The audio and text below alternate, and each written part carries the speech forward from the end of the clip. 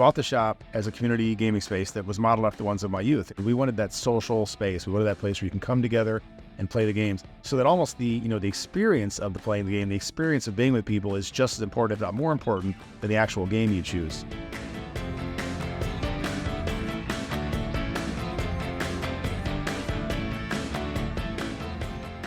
The thing that keeps me passionate about owning and operating the game store is I do play some of the games, which is great. And I also, I just love the challenge of finding new ways to entertain our guests. Adding the retro arcade, for example, or adding play space, for example, or finding this new location that we really like. What are some ways that I can grow the business, I can push it, I can serve the community better, even in a day and age that is more and more hostile to small businesses? In some ways, it becomes a lot tougher, but I love the challenge. I mean, I'm a gamer, so I love the challenge, and that's what I look forward to. Just continue to succeed and serve our community. I'm only one guy. I can't do it all, so our staff is just absolutely incredible. Some of them specialize in certain card games, or some play miniature games.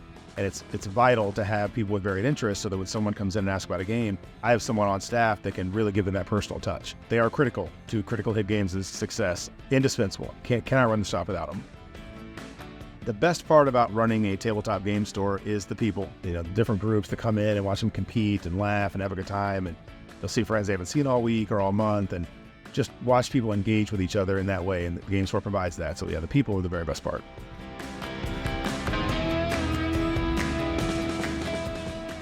I've been here since 2010, when there wasn't a 40K group anymore, and I sat around for a good 4 or 5 months waiting for somebody to show up. And it's a friend group, it's community. They also are probably the best place to actually play tabletop games. They have lots of terrain that we built up over the years. We have tables, space. Kind of the location is great. Like, we've been through 3 different owners. Chance has always been very good, accommodating us, and the hours are good. The play space is good. Stock's good too.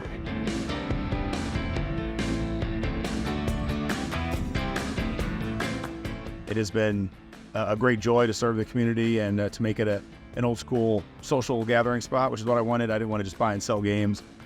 Wanted to have a place where people could gather and play those games in a real community sort of focus. A lot of the games today, Magic, for example, Games Workshop, would not be the business titans they are without game stores around the world giving people a chance to play.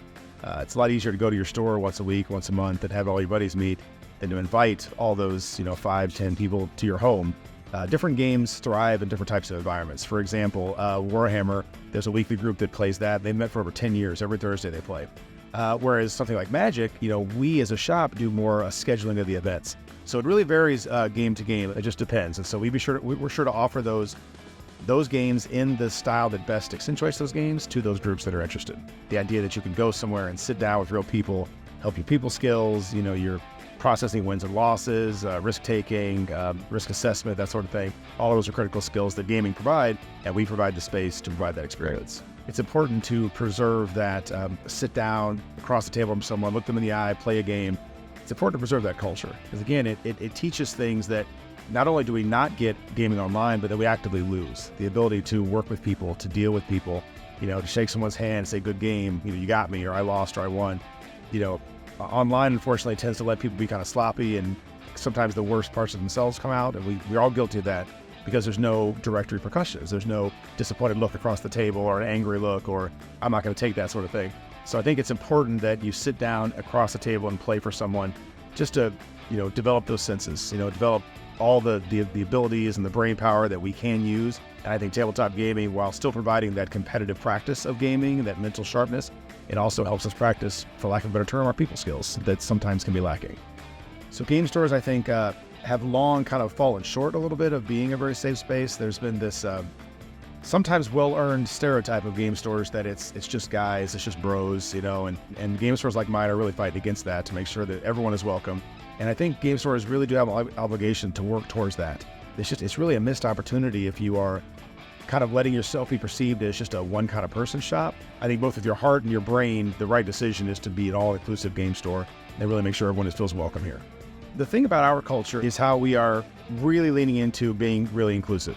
I think it's important to make people feel safe and welcome here. Everyone, regardless of your interest in games or your viewpoints, what your background is. We're just here to relax, roll some dice, play some cards. So we really leaned into that. That's the biggest thing we have pushed to make sure people know they are included here, where they unfortunately may not be included elsewhere. We're on the LGBTQ list of safe spaces in the corridor. We have our rainbow right up on the door, and we mean that. We mean that everyone is welcome here to play here.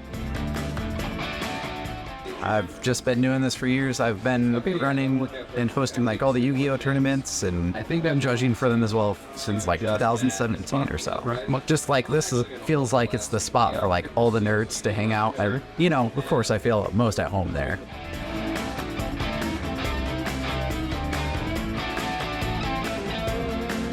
One of the requirements, actually the number one requirement for any group to have a standing reservation here, you always have to be welcoming to new players. If someone is interested in the Warhammer, for example, I know the exact person to tell them when to come in, talk to that person one-on-one, and they can give them an idea of, when we play, what we do, how we enjoy the game.